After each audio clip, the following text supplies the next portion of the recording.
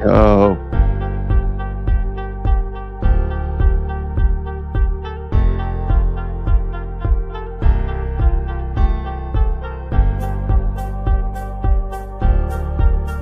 Let's see some stakes in the chat where the glitch is at.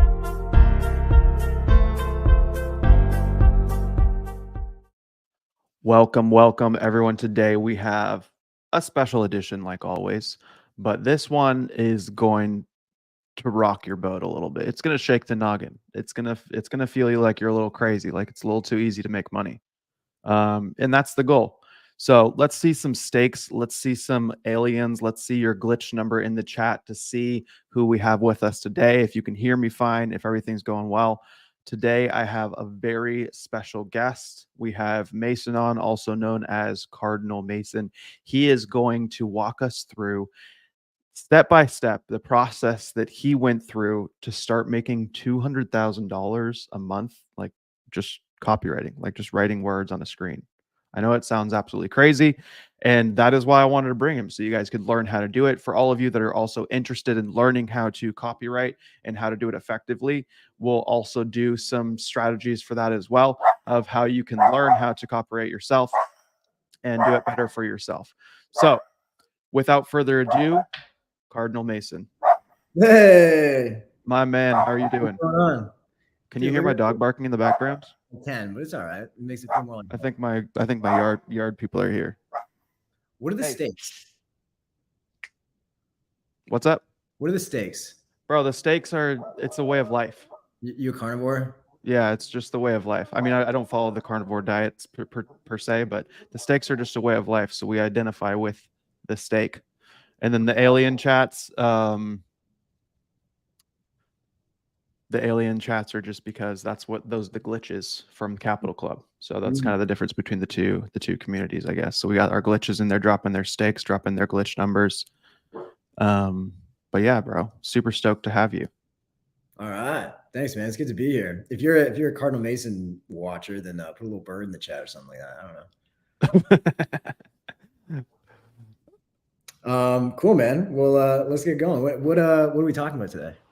Today we want to talk a little bit about copywriting, about what you have going on, but I kind of want to start, and I don't know if you have this well documented anywhere else, but I wanted to start like way at the beginning. Like obviously I know that one of the things that you talk about is like, hey, I started at McDonald's working $12 an hour. So tell us a little bit about the beginning and where it all got started. Yeah, that's way back. So yeah. I mean, dude, like I've, the thing I like to start with is that I always had a bit of an ego, and it wasn't always justified. Like for a long time, like I knew that I wanted to do something cool. I wanted to have like some big boy job, make some cool money, but I didn't really have the skills to back it up. And so, since high school, I wanted to be like a lawyer. And it wasn't until like I went to college and started talking to people who also wanted to be lawyers that I realized I was punching above my weight a little bit. Like even like when I was working at McDonald's and I was working in warehouses and stuff like that, like back years and years ago, like I thought like, all right, this is just like for now, like one day I'll be a lawyer and I'll be good. Right.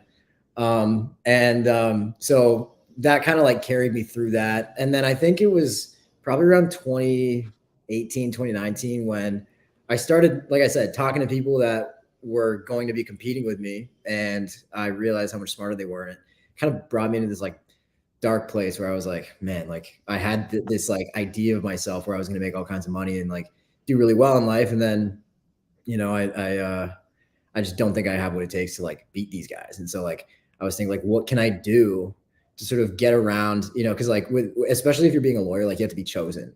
Right.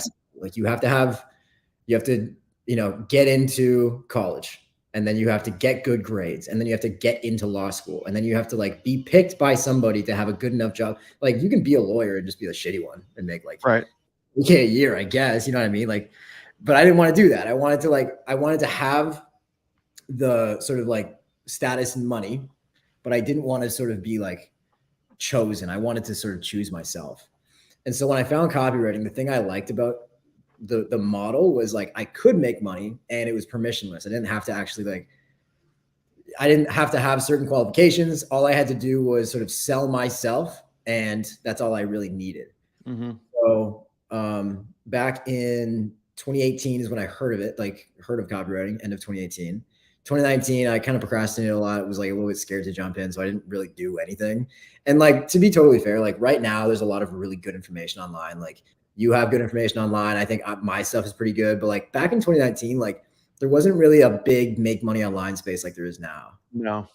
It was tough. It was like a little bit like everyone was gatekeeping everything, which like, I understand. And so it just made me, better at like seeking information and just trying stuff out. And so finally in like March of 2020, I remember, some big virus. I don't know if you remember that. It was kind of like just some small virus kind of just. I heard about it, but I didn't really see Yeah. anything Yeah. about it.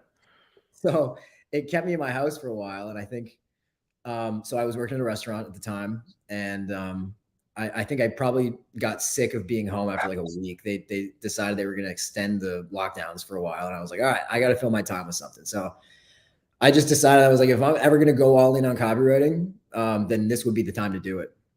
So I started going nuts. I just set everything up. I just started doing a lot of research, listen to podcasts like 3 hours a day, like listening to like the Copywriter Club, Geniuses of Copywriting, Ben Settle stuff, like all that, just trying to like indoctrinate myself with like what I was supposed to do to learn to be a copywriter. I would go to these like, because I was living like my whole family was like trapped at home. And so like, it was just like 24 hours a day, just chilling with my family. Like I love my family, but like I was getting a little antsy. So I would go on like 3-hour drives, like every single day, and just listen to podcasts and just like download YouTube videos and like listen to those all about copywriting, just like how I could do this thing. And I remember I started doing cold outreach like end of April. And then by June or end of May, I was able to get like my first paying client, which was a pretty decent sized brand, mostly D2C at the time, Everyman Jack, West Coast. That was my first client. And then my second client was Shaq's agency, Structured. Oh, really? That's funny. Yeah. So I worked with them for like 18 months. And they're awesome. But Yeah, like they're great. I DM'd Chase on Twitter, and I was like, hey, Chase, like, see you're looking for a copywriter. Like, I'm not going to say I'm the most experienced one here, but I know I can do good work. And so between those two gigs, my first month that I was getting paid as a copywriter, I made $4,500, kind of rode that out for a while. And then, in 2021 is where I started to like figure out sort of like the system, take it way more seriously. And then I started making some, at the time for me, like big boy numbers. And the reason that it felt so powerful to me was because like I was in this sort of trough a year or two prior where I had this like ego death where I was like, I thought I was going to be, something cool, high status, whatever. And then I realized that I wasn't really cut out for it. And so I was kind of in this limbo stage where I was like, man, like, should I just be a bartender for the rest of my life? So I like didn't really know what to do. And then I found this thing called copywriting that like sounded mythical a little bit. Yeah. It was how, because again, like it wasn't as popular as it is now, where it's like you see people who are in their early 20s or even teens making 10, 20, 50 grand a month online all the time. Like it's almost not even special anymore. Yeah. I didn't know anybody who was doing that. And so to me, it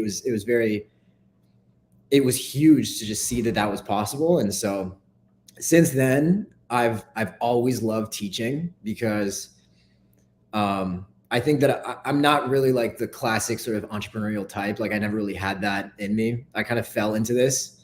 And like a lot of it was luck, I'll be straight up. But like, I think there's a lot of people who are sort of in the same, I guess, personality type or bracket as I was. And I think that they need to know that there's like something that they can do too. Like a lot of the young hustlers who like always had lemonade stands, and they were selling baked goods to their neighbors and stuff and offering to shovel driveways for $50 when they were like 9 years old. Like those people, like they were going to figure it out no matter what. Those guys are like, usually they end up in like drop shipping or crypto or something that's a little bit more aggressive. Like you can like make more money if you're willing to put up cash. But I wasn't the natural entrepreneurial type. I kind of just wanted like a stable source of income that didn't require me to like put up $1,000 to make $2. Yeah. I don't want to flip cash. I just want to like have something where I have more leverage and I can do something that actually makes a difference for these businesses.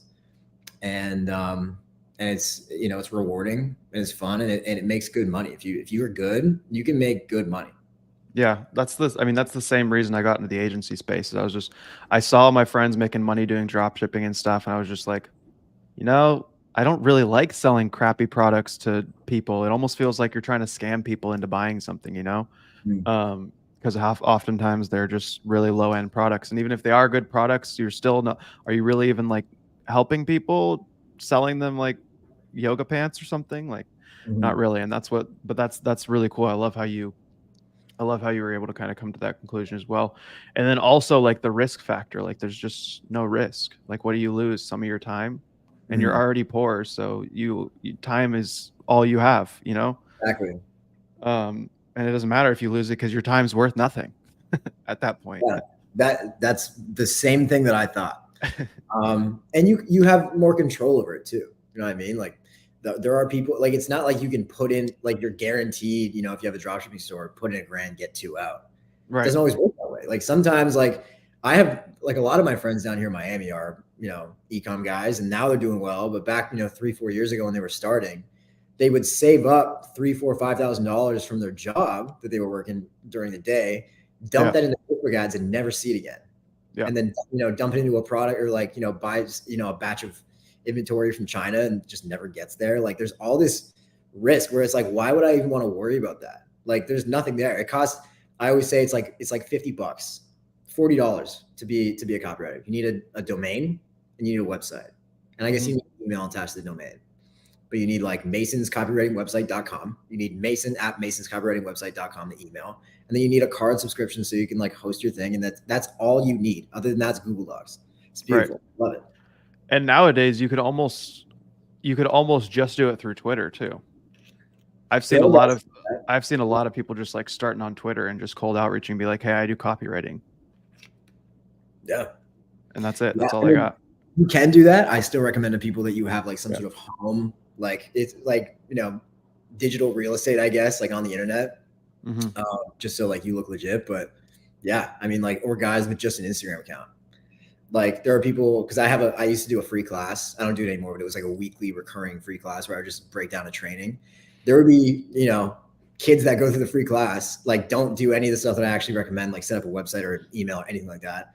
Just start firing off cold DMs after learning copywriting. And like they land, a couple clients and like they're making like 5-6 grand a month with no website, no infrastructure. It's a personal Instagram account. It's like those like backpack watch dealers in New York. It's kind of the same sort of feeling where it's just like you're just gunslinging on your own, traveling light. I love it. I love Yeah. that. It's great. That's cool. And now diving into copywriting a bit, guys, and if you have questions along the way, feel free to drop them, and if it's relevant to what we're talking about, I'll interrupt and throw it up on the screen. And then we can get it answered. But diving a little bit more into copywriting, you said one of the things obviously is that they have to learn how to do copywriting properly. So I'm sure this is a lot more elaborate than you just giving like a 3 point scheme on how to do copywriting. But what's kind of like the beginner's introduction to learning how to do copywriting? Okay. So the first thing that people have to understand is like copywriting is not that hard to learn. I always say if you have a B- level writing ability, i.e., you didn't fail every single paper you submitted in school, then you have the baseline level of like you can learn how to write copy. You ever played Mad Libs in the back of the car when your parents are driving like on a road trip or something like that? Yeah. Yeah. So Mad Libs where it's like, all right, so it gives you a story and it's like you got to put a verb here and an adjective here and then pick a noun. And then sort of at the end, it's just like this random story that like, just sounds kind of silly. Like Yeah. copywriting is kind of like that because you're just filling in formulas. Like obviously, like you can get more advanced and like be, a real copywriter, just sort of free float a little bit, and like it can be smoother, and there's a lot of things you can do to make it better. But at its at its bare minimum, like there are formulas that you're plugging in sentences to like get people to do something. So copywriting, all it is just like trying to convert eyeballs into either more attention or more engagement or money or just taking the next step towards buying something. Hmm. So for anybody who's unfamiliar, you see an ad. There's a reason why you stop scrolling and read whatever words are on the ad. There's something that catches your attention. And Yeah. then within sometimes 50 words, you're able to go from reading the ad to wanting whatever the ad is actually trying to push on you, and then clicking to the next thing, reading the copy on the website. You know what I mean? Where it's like you got a product description. It's like cool. It's like describing whatever you're about to buy in a cool way that makes you want it even more. And then you add it to your cart and then you buy it. And that all happened just because some copywriter wrote a bunch of words. Like nothing actually happened. You know what I mean? It's just words that you read, and then all of a sudden you're buying stuff. Yeah. And so there's, as long as you have all of the parts in it of like grabbing someone's attention, making sure that, you're bringing them, you're giving them reasons why, specifically them will benefit from whatever you're offering, and then like giving them an opportunity to buy. Like it goes deep, obviously. Like we can talk about some of the formulas later, but I mean, it's not super complicated. And that's mostly just like, that's kind of the stuff that we do, right? Like your D2C. I was in D2C for a long time because of Chase and Nick. And so like, it's very simple copy. Like it's usually just not even to sell. It's usually just to entertain. Right. Like a lot of the emails I used to write, like wouldn't even really need a call to action. Like the whole point was just to get people to like the brand more. But like, then there's, some of the old school stuff where it's like, you have people who are selling like, like stocks, like financial copy. Like you can push like ETFs with like direct mail, and you hire a copywriter to write 50,000 words as to why the common person should buy this ETF. And that, generates 8-9 figures worth of revenue. Right. So it's such a broad term. But really it breaks down to making someone care about what you're selling, and then giving them reasons why they should buy it, and then giving them an opportunity to buy it. Yeah, absolutely. And I mean, yeah, I feel like people overcomplicate things too a lot too. I think that there's like some secret formula of like, oh, you good copywriters do this and that's it. And it's really just people that, like you said, are basic at their English and then actually sit down and spend the time doing it. And the reason that business owners hire people to do that is because a business owner doesn't have the time to actually sit down and do it themselves, right? Like it's pretty self-explanatory. Like I don't have time running my company of 100 employees to sit down and write out an email. So if I hire someone that has basic English to do it, then I'm going to pay them to do it, right? And I feel like people overcomplicate that a lot. What about for people that maybe aren't native English speakers? Do you have anything that you generally recommend for them, either resources or ways to improve their English or hope at the end of the tunnel? I mean, yeah, to be totally honest, I always tell people like, I can't teach you English, but I can teach you, how to like write copy. Like the only thing, cause I'm not a big AI fan, to be totally, I've never like Jarvis AI came out, or now Jasper AI, I guess, came out years ago. I tried that. I was like one of the first to give it a shot. Wasn't what I was looking for. Wasn't up to what I thought it was going to be. Same with all these other AI tools. Then ChatGPT came out, and then it looked good for a second, but then I used it myself, and I was like, this is still not usable. Like if I had to submit this on behalf of myself for a client, it wouldn't work. So the one thing, or one of a few things that I'll recommend AI to do is like to fix broken English copy. So like if you, as a non-native English speaker, write a bunch of copy in a Google Doc, and it doesn't just read right, first of all, run it through Grammarly, so Grammarly can kind of fix it. But it's not just the grammar, and it's not just the spelling and punctuation. It's usually more like turns of phrase that just, Americans don't really use. And so if you want to sound more native, you can literally just paste it all in after you fix the small grammar mistakes with Grammarly, which is a free Google Chrome extension, by the way. You just run it through ChatGPT and be like, hey, can you make this sound like native English and make sure it resonates with, whatever demographic? And, it's still not going to be perfect, but it'll be a lot better. And that's like something that you could submit to a client if you're not a native English speaker, and it'll just spit out some stuff that you could use. Yeah, you could almost do it the reverse too. Like if you are a native English speaker from the US, but you're writing something for like UK or Australia, it's kind of like some of their mannerisms and get the Englishism or the Americanisms out of it. That's cool. I've never thought about using it for that, because we definitely have a lot of clients as well. We do everything obviously written, because in SEO, obviously there's a lot of content writing, and then Google obviously completely flags the ChatGPT stuff because they have their own AI, so they hate it. Mm. So anything really written by ChatGPT is pretty terrible for SEO. And as you said, it's not generally good quality content. Um, and that's generally what Google's looking for is original content, because anyone can go on a website and upload 100 articles from ChatGPT, but you're not going to rank for that. So let's dive a little bit into some of the questions from the audience a bit, and if there's anything else that you think is important to cover along the way as well. Obviously, we've talked a little bit about your story, copywriting formula a little bit at a basic level, but obviously now we want to dive into more of like, okay, well, how can I actually like find and sell this to people? So one of the first things that you said was website. So make sure that you have a domain, whatever it is, your name, your brand, whatever you want to call it. Then the second one is making sure that you have an email attached to that. And then what's generally your way of prospecting or finding leads? Do you do that through cold DMs, cold email, all of the above? Yeah.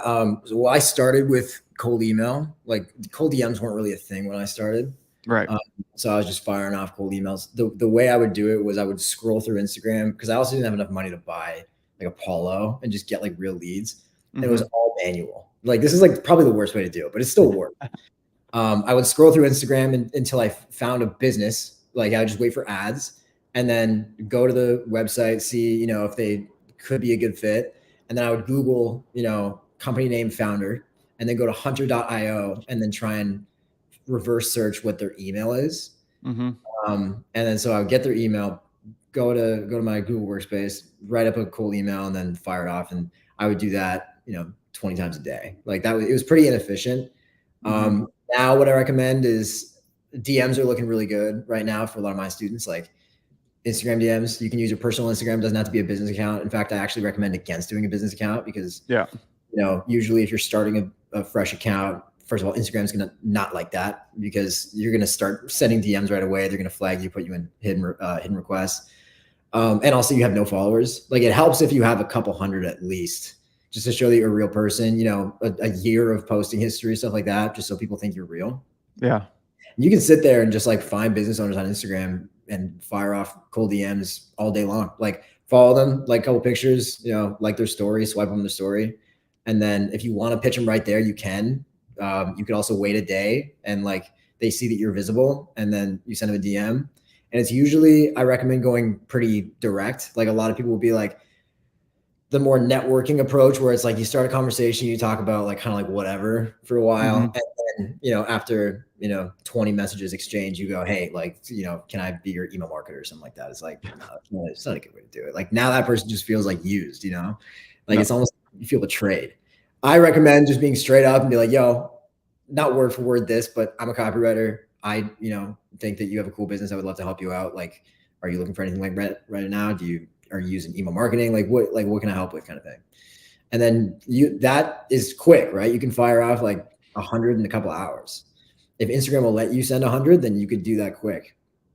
And you get into a conversation with them, talk back and forth, get them on a call, and you close just the same way that you do with your agency. Yeah. Yeah. From someone that gets hundreds of cold DMs a day, don't try and have a conversation with me, because immediately when I see someone like, hey, how are you, that I don't know, that no one follows that I know, I already know that they're going to pitch me something, and I just don't respond to it anyways. If someone pitches something right away, then at least I'll see if it's something that I'm interested in and I want, right? But the other Yeah. way around, it's never going to work. And then, like you said, if you actually go through a conversation with them, then they just feel like, so you don't actually care about my dog. Yeah, it's really sad. Yeah, you're like, man. Yeah, no, So, dude, I get so many cool DMs too. Like my Twitter DMs, it's awful because like nobody even wants to like. I wish people wanted to have a conversation, even if it's fake. But like all of it is just being pitched, and like a lot of them are bad. And I think it's important for people to know, like, if you are, you know, starting this and you're a copywriter, like you need to know what your competition is. Like most people's cold DMs really, really suck. Like their approach is just bad. yeah. Like And their branding is bad, all of it. Like I just started diving into Twitter 2 months ago. I hadn't been in it before. I'd only ever really done anything on Instagram. And the thing that I immediately noticed is that the people position themselves horribly. Like they'll make 3K in their agency and then they'll make their profile, build my agency to 3K. And then I decided to go and help other people build their agency. And then the cold DM would be, hey, I made 3K in my agency a month. Do you want me to teach you how to add an extra 3K to yours? I'm like, go to my profile. It says that I've made 120 million. Do you think I care about your 3K added? Like people just don't know how to position themselves. Yeah, it's brutal. Yeah, so like there you go. If you have like somewhat of a personality and you also can read context clues and not pitch Zach on how to add, $3 little $1,000 to his agency, then yeah, I feel like you'd have a better chance of success than you'd think. And that stops a lot of people. A lot of people think like, oh, I don't want to get into it now. It seems like everyone's doing it. Like, I don't know if this is for me. Like, it just seems so crowded. And you would be surprised. Like, there are so many people that I think would be really, really good for it, just because they have the personality to crush. They're afraid to do it because they think everyone else sucks, dude. Yeah. Yeah, it's almost like the fake it till you make it. Like don't make up numbers and be like, "Oh yeah, I've done this much." But you don't need to go out and tell people. Like I get why people are doing it because they're trying to be transparent and real and blah blah. But if you're trying to be a copywriter, you're generally going after higher level business people. You're not going after like students or something like that. So don't go after them being like, "Oh man, this is my journey from 0 to 10K." Like they don't care. Like fake it till you make it. Don't say you've made 100K or whatever and that you work with thousands of clients and these are all the brands that you work with, but position it professionally so that you still look like you are an expert and without like lying or being deceitful to them. But don't be overly honest when you haven't actually found success yet. That's like one of the worst things, I think. Which it sounds counterintuitive, but it really just doesn't do you justice when you go to a larger business owner and they're like, I'm actually looking for the best and you're not it. You know? One of the questions here from New is, what are your favorite writers? Do you use any AI softwares? We already talked about that a little bit. And what are your favorite copywriting books? So favorite writers and favorite copywriting books. Favorite copywriters? It's funny because like all of my favorite copywriters are kind of like my peers. Like I've gotten to work with them. I've read their copy. Ben Bader is a wicked writer. I don't know if you know him from Instagram, Twitter. He's come up on my Twitter now. Yeah. Yeah. Like just like a solid, he just thinks very clearly. And like, he's one of my closest friends, but like I read every single email that he sends to his list, like every newsletter that goes out. I like Daniel Throssell. He doesn't like me. I don't know why, but he sent an email out recently where he was like, yeah, one of my, he was like, I don't know. He was like, what is this new copy MBA thing that I keep hearing about? Like, it sounds like, I was like, dude, what? I think he's just older and he probably doesn't like my style on TikTok or whatever. I don't care. And then I've had a couple of coworkers like at different agencies that I've read their stuff and I'm just like, what? Like, Grace Morales used to be a structured fire. Ali Rector used to be a structured fire. Like a lot of my favorite writers are like people that I've worked with, and maybe I'm biased, but I also think like because I've read so much of their copy, like by like peer editing and copy chiefing and stuff like that, I get to know the style and I love it. Yeah. I think that's the key too, is that it's people that are actually like unique. I think that's one of the reasons that I happened upon, I don't know. I don't remember how I happened upon you, and I think it was either your Instagram, maybe it was through Champ. Yeah. But I was just like, wow, I vibe with that guy. Like he just doesn't care. He kind of just makes money and then teaches people how to do it and doesn't really care. And like, we need more people like that. And I think that's one of the things that's unique about copywriters is that, and one of the things that people forget when going after and kind of building their own personal brand is they try to be like, oh, I'm going to be like Hormozy. Put on a nose strap and wake up at 6 a.m. and do cold plunges or whatever. Like, just be who you are, like be whoever. I won't lie. Okay, that's fine. You can do cold plunging. I'm just saying, like, dude, you ever cold plunge? I have, yeah. Oh, man, it feels like crack. It is great. It's for sure great, especially if you do it like right after a sauna or something and you're feeling warm and you're jumping in. I have a friend from Finland, and they have more saunas in Finland than they do have actual people, which is funny. But in the winter, you go and then you kind of like break open the lake or river or whatever, the ice, and you go into the sauna, and they have their saunas like hotter than I've ever felt anything in my whole life. But you go in there and then you dive into the hole that you created in the ice in the water, and it's one of the craziest things you'll ever feel in your entire life. It's Yeah, invigorating. they're crazy. I got this one like Scandinavian dude who lives in my building. Sometimes I'll be in Mm-hmm. the sun and he'll just like, he's like 6'7", like blonde, like, you know what I mean? He looks like Thor. He Uh-huh. walks, he's like, mind if I make it a little hotter in here? He cranks it, dude. Like, those guys are nuts. They're insane. Anyway. But yeah, I mean, personal brand, just be yourself, you know, don't try and copy anyone else. And then what about like your favorite copywriting books? Oh, I always recommend cash advertising because I feel like that's like 101. And I read that a long time ago. But I'm not gonna lie, man, I've never really recommended a ton of books. I feel like I'm not really a book guy.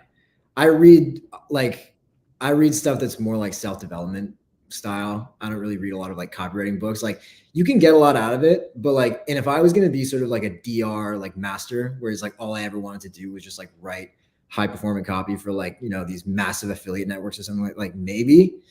But for the majority of people, I feel like when they ask what copywriting books do you recommend, it's sort of like a mechanism for procrastination where like they just want to read more stuff instead of actually do it. That's Yeah. what I find is like usually the reason why people say that. Like once you've read cash advertising, you've sort of gotten a lot of the stuff out of like, you know, like marketing psychology that you're gonna get. I'm sure there's some great ones, but I mean, most of the good content is for me on YouTube because it's just more applicable. You know what I mean? You don't have to like go through the step of like breaking it down and translating what this person who wrote a book 20 years ago would now do if they were in 2023 trying to send cool DMs. Yeah. I just think there's more relevant stuff on YouTube if you're gonna, you know, do that. Yeah. I mean, it's similar with like advertising, like breakthrough advertising. It will forever be the book that already has everything in it. And I feel like people are looking for sometimes even watching YouTube or watching TikTok or watching Instagram or Reels or whatever, like they're looking for like this secret sauce formula that they're like, ooh, if I just do this, then it'll take me from 0 to 100 instantly. Where pretty much all the information is pretty accessible and just like cash advertising, just one basic book, and then you can go out and then you just do it. And looking for all this extra content, looking for all these extra books kind of just delays that and procrastinates that process. Mm-hmm. um, Dracoverse Shorts had a good question. What should I charge my first client? It might not always be up to you what your first client, you know, what you're going to charge. Sometimes they'll tell you what they want to pay. And then if it's your first client, you kind of just got to go with it because you have no money. Therefore, you should just like listen to what they say. But I always recommend, it doesn't matter if you're brand new. I still think that you can get away with charging $2,000 a month for if you're going to do 3 emails a week. I think $2,000 a month is more than fair. I think if they, you know, bring you down to 1,500, that's still not bad. It's always going to be different. Like every client is a little bit different. Their budget's different. The scope they're going to want is different. So like I say $2,000 a month for 3 emails a week. And that's just sort of like what I like to do if I'm in charge of the scope. I charge more now, but when I started like my first year, like, yeah, I was definitely charging that. No problem. But you know, if they don't like that deal, maybe you can go to daily emails and do like, you know, 5 or 7 emails a week. You can, you know, take a bit of a haircut on that, or you can go maybe down to 1,000 and then do performance.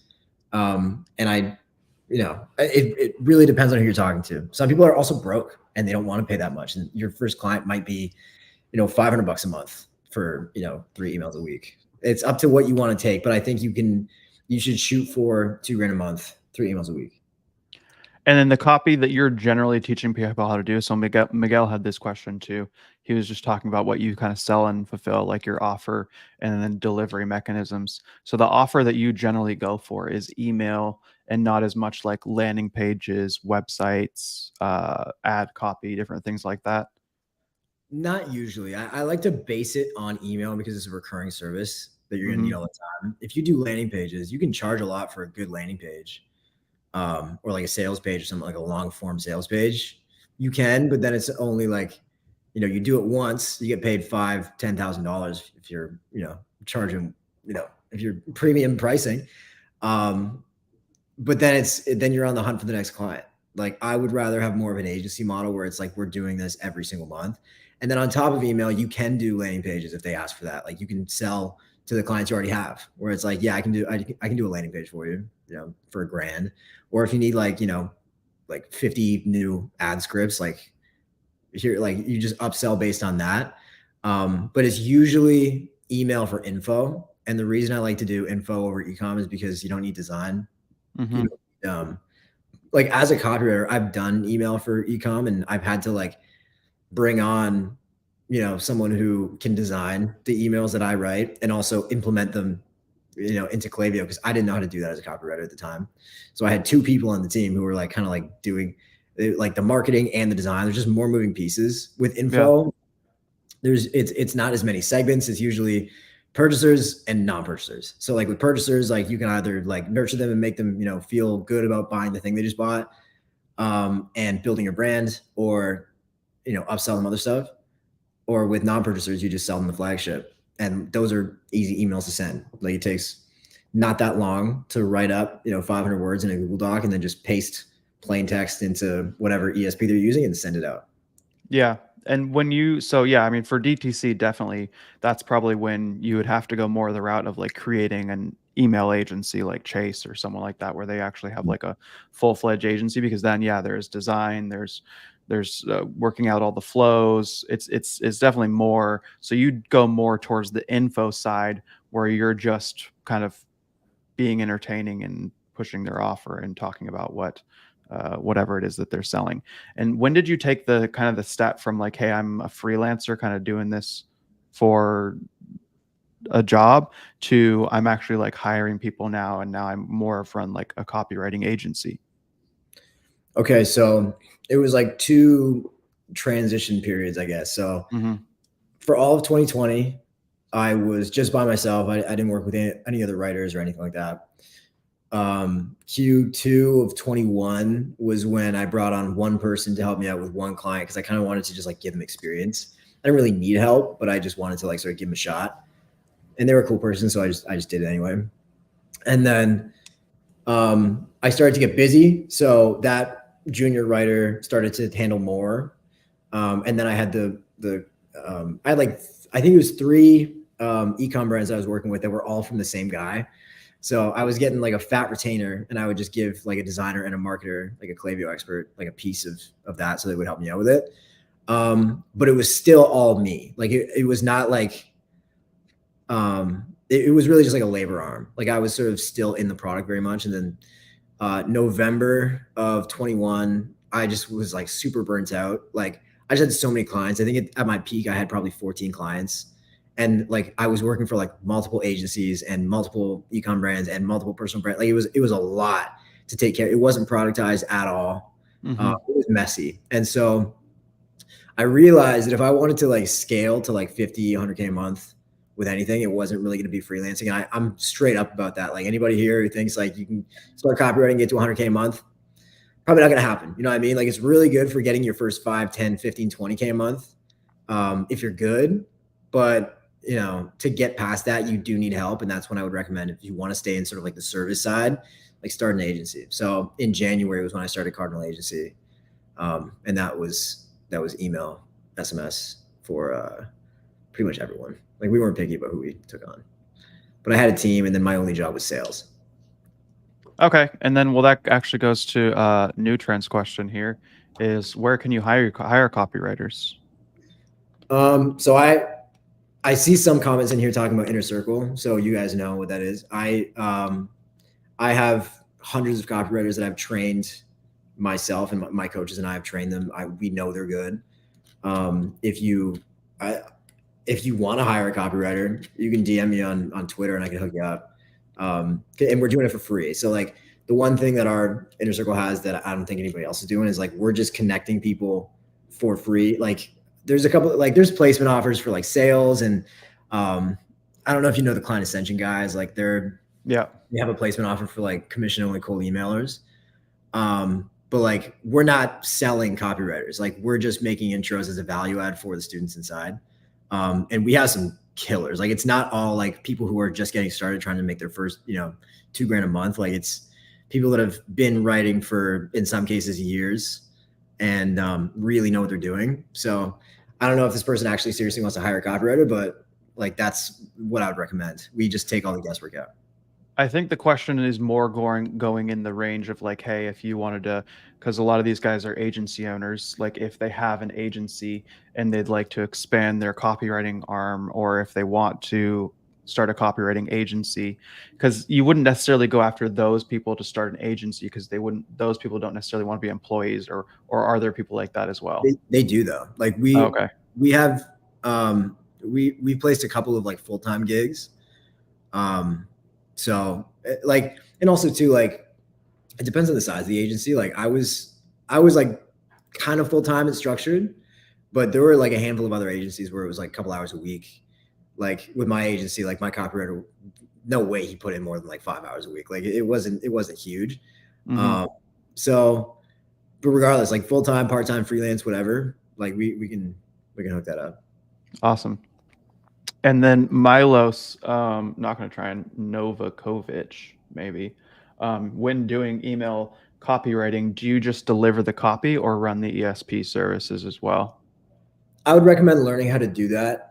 A lot of people are intimidated by ESPs. Like they see all these buttons in there and they just want to run away from it and just write copy. A lot of clients at this point, like unless they're like a fully built out team where like they already have like a marketing manager maybe who wants to control that and put your copy in the ESP, a lot of times that won't fly. Like you have to do it yourself. And don't be afraid of Klaviyo. Like they make it user friendly on purpose. Like Klaviyo wants you to be able to use their product if you know nothing about email marketing. So with like an hour worth of YouTube tutorials, you can figure it out. But ideally, you do both. Let's see what else we got. Not entirely sure what this means, but in Mason talk, would it be most effective to take a Chase Diamond mindset to copywriting or more of an Iman Ghazi mindset from Reagan? Can we get some clarification on that? I'm not really sure what that means. All right, Reagan, clarification, please. Should we pick a niche? Money Mind asks. So I'm one of the few people for some reason that doesn't recommend having a niche, at least at the beginning. Obviously, if you're years into your career or you're starting like a real agency with like a real offer that's productized, then yes, obviously you should have a niche. But as a freelancer, you're starting from zero and your only goal is to make money. The goal is to get money in, right? And so I used to have a student where her niche was like health food delivery companies on the East Coast. There's probably 12 or 13 of those companies in the entire, like, you know what I mean? Like what a weird niche. And like she was like trying her hardest to get clients like in this niche when she could have just like gone to fitness or, courses or e-commerce something and just like made something happen faster and had money sooner instead of like trying to have like this perfect client that just honestly doesn't exist. I don't think that you need a niche right at the beginning. I didn't even like stick to just email until I was like 8 months in. You're also going to find out what you like as you go. You know what I mean? Like before you're sort of like in the world of being a copywriter or like having like a service business, you don't even really know what there is. Like before I started copywriting, my only other interest was music. Like I was like a semi-pro, like studio, like session guitar player. And like, that was really all I knew. And so for me to like pick a niche as a copywriter at that time, all I would have had was music, I guess. And music companies are the worst to work with. Like every single time I've worked with a music company, like first of all, they never pay on time. Like they have no money. And they're just, I don't know. They don't know what they want. So like, I would say just your niche should be whoever wants to pay you. And there's a lot of people out there like that. Yeah, for sure.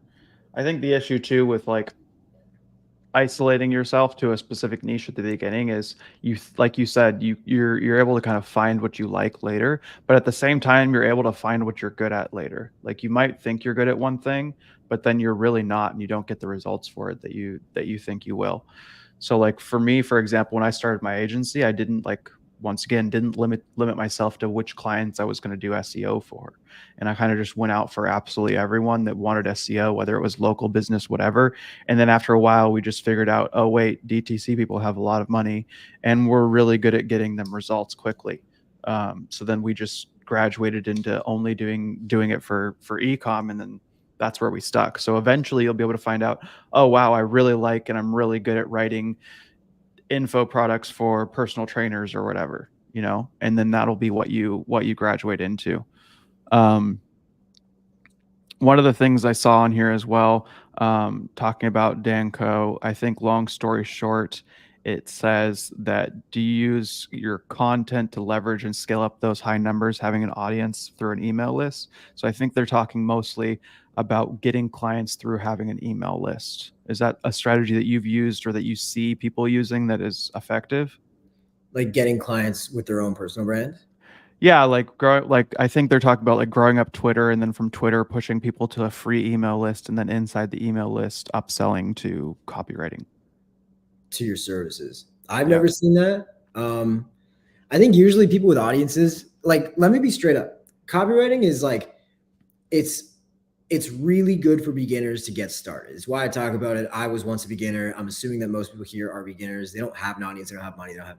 If you have an audience like Dan Co, you should not be doing freelance copywriting. You should be doing something else. You could be doing affiliate marketing. You could start your own brand. You could start your own info product or something like that. That's way more efficient to monetize that. If you really have if you have a list of 100,000 people, and you want to sell your copywriting services to them, like you're going to be overwhelmed. Like unless you want to just do highest bidder type thing. It can be good if you just want to be a career copywriter and you have a big audience, like Daniel Throssell, for example. You shouldn't really have to push it. Like people will just come to you. I'm sure Daniel Throssell has gotten some mega clients, or Stephen Georgi. Like he's famous. He got a big personal brand, mega clients, multi-billion-dollar companies that want to hire him to do stuff, because of his audience, because they know him and they know of him. But if you had Danco's audience, if I had Danco's audience, Bro. I mean, I don't know what I'd be selling. I'd be selling whatever, supplements, Anything. Whatever. Yeah. J Mark Fly says, what do you do for finding inspiration when you're stuck and not happy with the copy?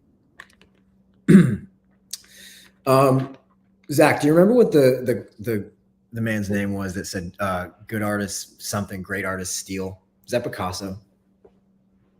I don't remember who it was. No. Great artists steal. I've never forgotten that. I'm not saying you should go and find a competitor and just completely steal their content, but I've definitely used other brands that are in the same vertical as my client for inspiration. Because you never know. I do that sometimes, actually most of the time. Like when I have to make a TikTok or something like that, I get stuck on what to talk about.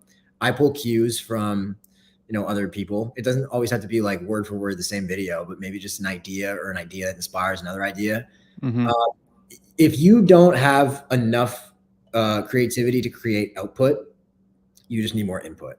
And so that could be watching Netflix sometimes, or scrolling TikTok, or reading stuff from other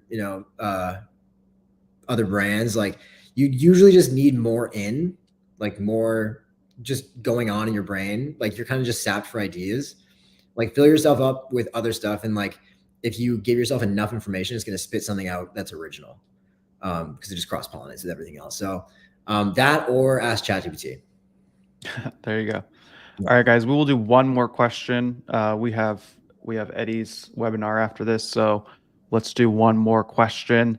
Let's see what we got. We have a few questions in here, so I'm just going to read through them. This is a pretty good one. Is it common for writers to take on projects that are long-term with low upfront pay, but has decent commission on sales? That is common. Yeah, you see that a lot, especially with early on in people's careers. I've never really been a fan of rev share, because if it's your idea, if you say, hey, how about I just work for 10% of your sales? They usually know it's because they have a big business and you're just gonna make automatic money.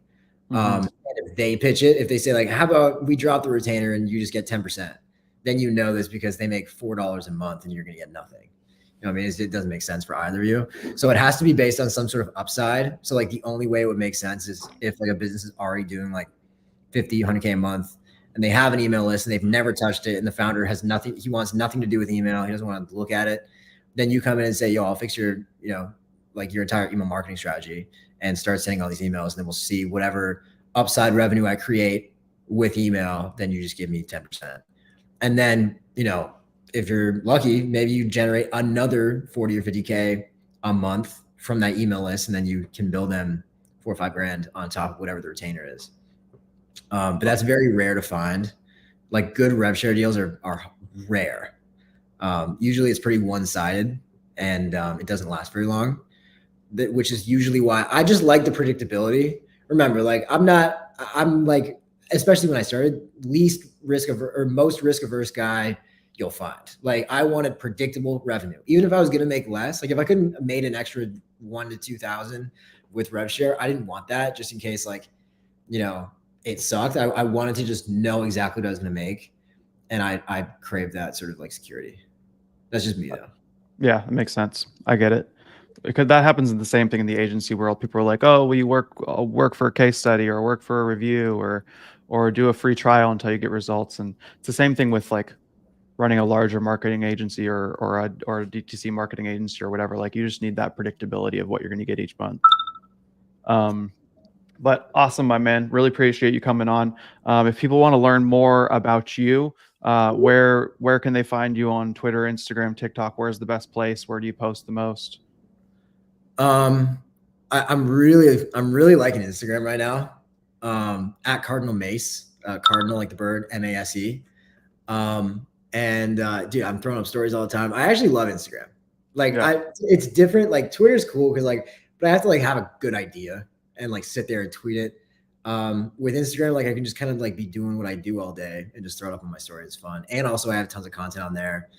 And you can DM me if you have questions or whatever. So that I like it a lot. TikTok's good because that's where my audience mostly is. So at Cardinal Mason, and then obviously on YouTube for the longer form stuff. Awesome, my man. Yeah. Well, really appreciate your time. Thanks for coming out. Is there anything else that you'd like to mention to people? No, man. Thank you so much. This was fun. Yeah, my pleasure, my guy. All righty. Thank you so much for coming, and hopefully we will have you on again soon to bring some more sauce for the people. All right. Cheers. Right. Peace, guy. All right. Thank you guys for coming out today. Super crucial, vital information. As always, we're bringing you the best people in every single space. In my perspective, Cardinal Mason is one of the best. Mason is one of the best in the copywriting space for not only teaching you how to do it, but also being able to create your own copywriting agency. So if that is something that you're interested in, rewatch this video. Go out, find some clients, start up your agency. There's no reason not to do it. There's no reason to wait. There's no reason to doubt. Don't procrastinate any longer. You have the information. Just go out and do it. Anyone can do it. If you want to rewatch this video, you can inside of over here on this side, the agency domain. There should be a link down below. Here are my socials right here. If you want to follow on LinkedIn, Instagram, Twitter, YouTube, wherever you want to find content on how to grow your agency. Inside the agency domain, once again, it's a high level group of agency owners that are looking to find a network that they can grow with of like-minded people. Find daily coaching calls on how to improve your agencies with executives inside of Eddie Malouf's agency and Ashton Shank's agency, which does a stupid amount of money, almost 200 million every single year.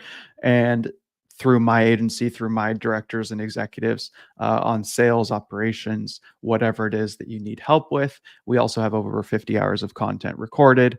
And if you have any questions for any of us, you can drop those in there as well. Thank you for joining. Right after this, as I mentioned, literally in 4 minutes is Eddie's webinar. He's doing it on how he plans to make $25 million with his agency next year. The 3 steps that he's going to take. The link for it I will send. Actually, I'll just send it right in the chat so that you guys can have it. It's smaleaders.com. I'm pretty sure. Let me just verify that real quick. I sent it in there for you, but let me verify that it's the right one. Register for it, and then you can go and watch them live. It won't be recorded. You can't find it anywhere else, et cetera, et cetera. But it is smaleaders.com. Yeah, so that's right. So go to that link, sign up, and I will see you guys there literally in 3 minutes. But thank you guys so much. Once again, many of you will watch, but very few of you will actually listen.